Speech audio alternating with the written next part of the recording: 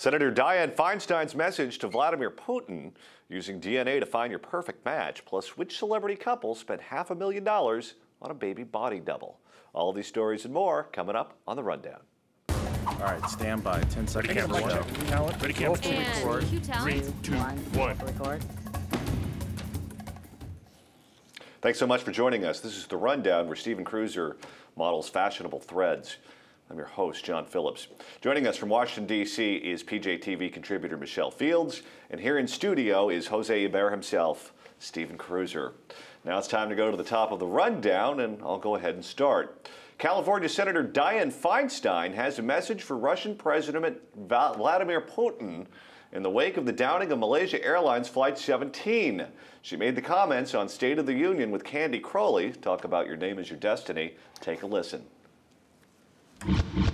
I think the intelligence is backing up the fact that this was a missile from an SA-11 Buk launcher, that the trajectories and the signatures are such that we know it came up and within seconds hit either near or hit the plane. I think the nexus between Russia and the separatists has been established very clearly.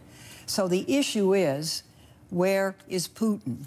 And I would say, Putin, you have to man up. You should talk to the world. You should say, if this was a mistake, which I hope it was, say it.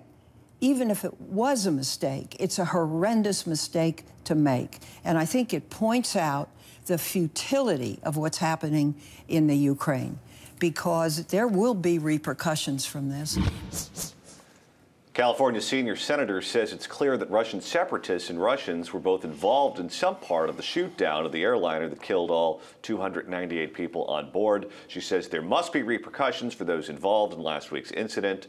And we learned today that the black box that was there on the ground was sawn in half. The crime scene has been contaminated. There were reporters from the BBC that were going through the remains, going through some of the belongings and some of the people killed on that flight. And it's going to be very difficult to get an honest investigation. The Russians are already spreading rumors that this was the Ukrainian military that shot it out of the sky because they thought that Vladimir Putin was on the plane. There's one rumor that's going around Russia, and of course all the television stations in Russia are controlled by the government, that this is the missing Malaysia airplane that went to San Diego and then had dead bodies on board and was flown over Russia to make them look bad, or flown over the Ukraine to make them look bad. This is a situation where Russia has proven itself time and time again, and this is a great example that they are a country that is completely out of control. Mitt Romney was right. They are the biggest geopolitical threat to the United States, and President Barack Obama looks weak, doesn't he? He looks terribly weak, and Feinstein's response here is just absolutely ridiculous. She's the oldest woman in the United States Senate. She's been there a long time. She should know better than this. First of all, telling Putin to man up. Timidity has never been his problem, okay? But where has she been all along? Like, suddenly, like, has she not paid any attention to Vladimir Putin's antics throughout his career? He's not going to come out and go, oops, sorry. And he is not, you're right, though, he is not the weak one here. What he's doing is heinous. You know, he's a bad guy, but he's definitely not weak, and he's not lacking in courage to do things. The person lacking in courage is the person running point for us, right? And, you know, you've got a Secretary of State that spends most of his time talking about climate change. That doesn't help either. Well, you know, Michelle, I think to a certain degree Feinstein is right. I think it's possible that this was a mistake, that just Russian intelligence is so bad and the intelligence of the separatists are so bad that they thought that this was something other than a commercial airliner jet. And that's something where, if it is true, and by the way, Congressman Ed Royce from California, the chairman of the Foreign Relations Committee, also subscribes to that theory.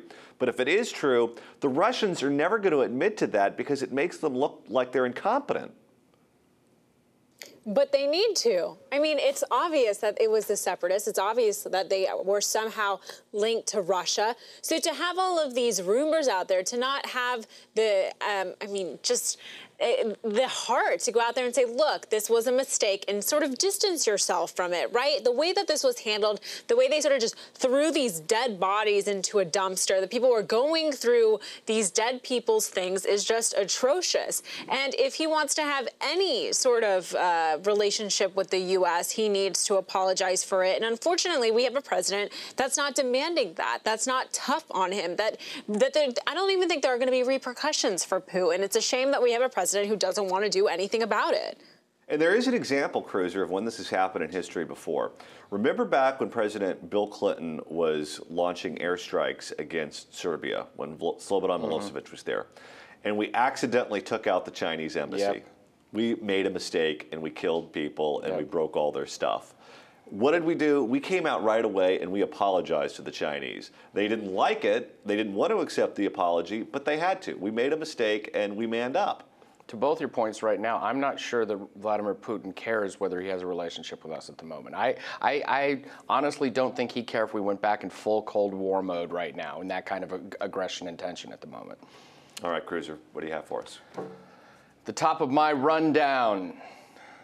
A Senate panel cedes more sovereignty and backs a UN law. The Senate Foreign Relations Committee voted to advance a UN treaty that protects people with disabilities from discrimination. It may not win approval in the Senate. Opponents say it could expand abortion rights, threaten U.S. parental rights, and shift powers from the federal government from the United States, from the federal government. 146 nations in the European Union have ratified the UN Convention. Now, this is and this isn't just a Democrat or Republican thing. Going back to Bush with the Law of the Seas Treaty, we see this willingness to cede power to the United Nations. And I'm beginning to wonder now, we're always talking about a do-nothing Congress, do nothing. They don't want to do anything, it seems. And do you think this is a byproduct of people just being there forever and only really being concerned with getting reelected and not actually doing their jobs anymore? Well, here's the thing. What's the point of having a UN if you can't keep countries from slaughtering innocent people? If you can't keep innocent people from being slaughtered, I don't know why you're fooling around with disability rights and things that are far less on the important scale than, I don't know, what happened in Syria, what we're seeing right now go on in Russia. That should be at the top of their plate.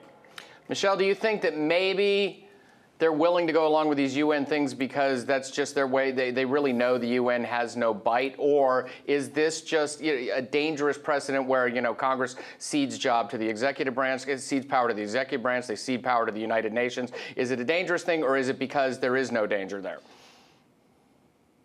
Well, I think this is just members of Congress who want to justify their existence and their paychecks and just pass things that are meaningless and aren't going to do anything. I mean, this is silly. This is so dumb. We have so many more important issues right now. Why aren't we focused right now on the VA scandal and trying to fix all of the problems that are happening at the VA? Why are we passing this? This is silly. It's a waste of time.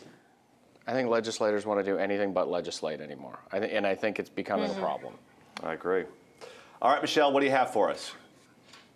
At the top of my rundown, the University of Wisconsin-Madison is considering race-based grading. The college's plan was completed in May and is committed to compositional diversity. It calls for proportional participation of historically underrepresented racial groups at all levels of an institution. That's including high-status special programs, high-demand majors, and in the distribution of grades.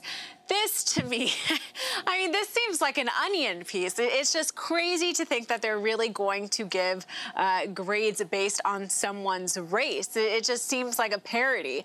I don't even think that helps the person.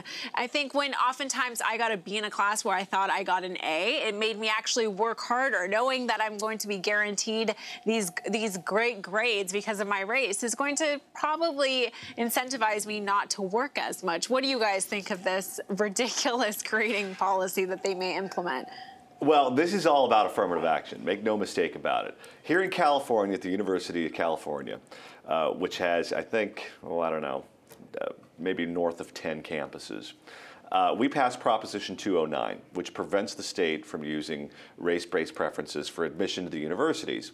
And they had been doing that for quite some time. But the problem was you would take people who didn't belong at, say, UCLA or UC Berkeley or one of these very competitive universities, and you'd put them in, and then they'd flunk out right away because they never should have been there in the first place. They would have been much better off at Riverside or Davis or Santa Barbara or one of the ones where people had similar grades or similar test scores.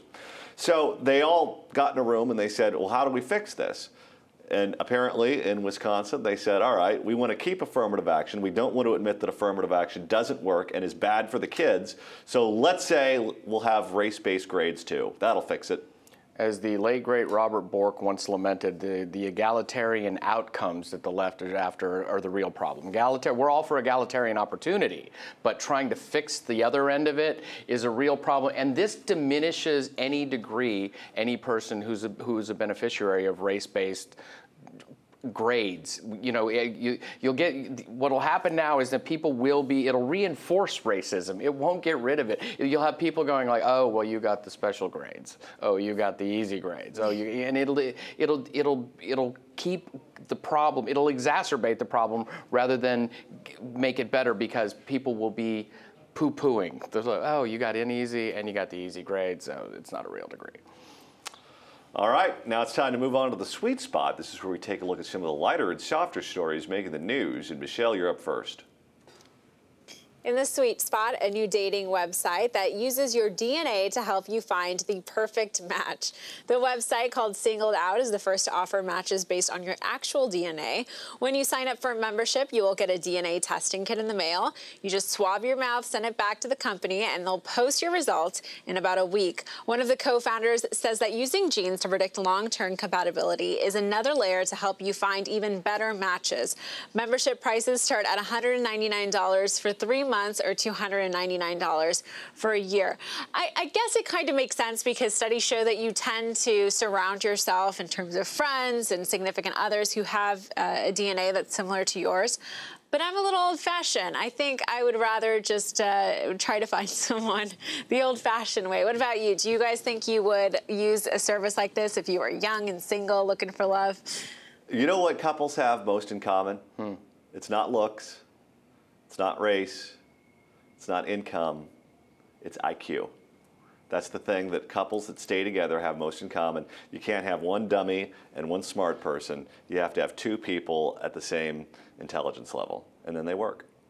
I think European royalty tried the DNA-based breeding and mating for centuries. And well, you're my sister or first cousin. You've got the closest DNA to me, and now let's have a one-eyed baby. Oh my God, Kruiser. All right, Kruiser, you're up next. In the sweet spot, two of the most overexposed people in the world, Kim Kardashian and Kanye West, have spent $500,000 to hire a baby body double. I love this. The couple also hired a lookalike nanny to help throw paparazzi off their trail. Auditions were held here in Los Angeles. The couple was apparently very concerned about the attention their 13-month-old gets from photographers. So they found a baby who is a spitting image of their daughter. They aren't the first celebrity couple to have a baby body double. Tom Cruise and ex-wife Katie Holmes also had a decoy for their daughter Suri. This could open up a whole new cottage industry for less famous babies to get out there and get their first gig. Anything that this is a fantastic idea here. I wish I thought of it. They're asking for it. They want it. They want the attention. I mean, she goes out with her baby and she's in like 7-inch stilettos and all dressed up and probably calls the paparazzi to go there. I would understand if she's one of those celebrities who's always in hiding and is so scared and protective. Give me a break. These people love it. Oh, I know she loves it, but I just think it adds something to the mix that makes it kind of fun, making TMZ work harder now. TMZ's had it too. And I'd much rather have this throwing them off track than having Alec Baldwin's, semi-annual eruption punching out a paparazzo. Well, it's got to be very difficult to find a double baby that looks exactly like theirs because that's a unique flavor of an interracial baby. Their baby is half black and half slut. Oh my gosh, John. Oh, he said that. Well, I don't even know. Or leave the baby home with Grandma Bruce. Yes. That would be good. It's also a possibility. In my sweet spot, it's actor Steven Seagal. He's been yanked from a headlining spot at an Estonian blues festival. Those are hard to get. Why? Well, because of his close relationship with Russian President Vladimir Putin. This is in the wake of the downing of Malaysia Airlines Flight 17. In case you didn't know, Seagal is apparently a blues singer and a guitar player. So look for him to make up for that lost role at an Indian casino near you. Morongo! Can you get us tickets to that? Yeah, how about it, Radio Michelle? guy. You want to sit in the mosh pit with Kruiser and I? No. No, not at all. That didn't take long, did it? Not at all. All right, that's going to do it for today's show. What are your thoughts on Vladimir Putin and the downing of the Malaysia Airlines flight? What about DNA dating? Would you try it out? We want to know what you think, so be sure to leave your comments in the comment section below. I'm John Phillips for Stephen Kruiser, joining me here in Los Angeles, and Michelle Fields in the nation's capital. Thanks for watching The Rundown.